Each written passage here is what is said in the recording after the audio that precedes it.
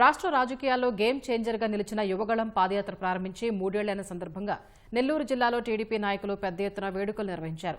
నెల్లూరులో కోటమిరెడ్డి గిరిధర్ ఆధ్వర్యంలో వేలాది మంది టీడీపీ కార్యకర్తలు, అభిమానులు మంత్రి లోకేష్ మాస్కులు ధరించి మోటార్ సైకిల్ ర్యాలీ చేశారు. ఈ ప్రదర్శనలో ఎంపీ వేమిరెడ్డి ప్రభాకర్ రెడ్డి, నెల్లూరు జిల్లా టీడీపీ అధ్యక్షుడు బీద రవిచంద్ర పాల్గొన్నారు. సర్వేపల్లి, కావలి నియోజకవర్గాల్లోనూ బైక్ ర్యాలీలు చేశారు.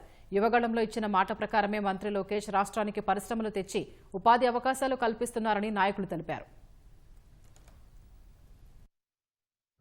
మన లోకేష్ బాబు ఆయన పాదయాత్రలో యువతులు, ఉపాధి, చదువులు ఈ రెండిట్ల మీద ప్రతి దగ్గర కూడా అతన్ని అడగడం, దాన్ని మనసులో పెట్టుకొని అతను ఆ శాఖ తీసుకోవడం, విద్య, ఐటీ ఈ రెండు తీసుకోవడం కూడా ఆ యువగలమే దానికి కారణం.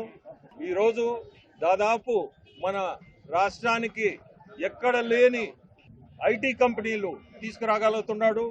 యువగలం పాదయాత్రే ఈరోజు ఇక్కడి వరకు మన గవర్నమెంట్ తీసుకొచ్చింది. ఇంకా ముందు రోజుల్లో ఇంకా ముందు బాగా కూడా జరుగుతుంది. యువగళం ఆంధ్రప్రదేశే కాదు, భారతదేశ రాజకీయాల్లో ఓ పెను సంచలనం సృష్టించినటువంటి పాదయాత్ర. యువగళం ప్రజాగళంగా మారింది.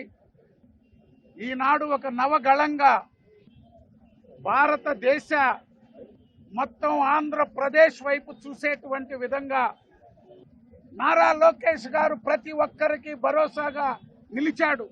ఈనాడు ప్రభుత్వంలోకి వచ్చాక ఉద్యోగ ఉపాధి కల్పనే ధ్యేయంగా, పెట్టుబడులే లక్ష్యంగా, పరిశ్రమల స్థాపనే ఆలోచనగా ముందుకు సాగుతున్నాడు.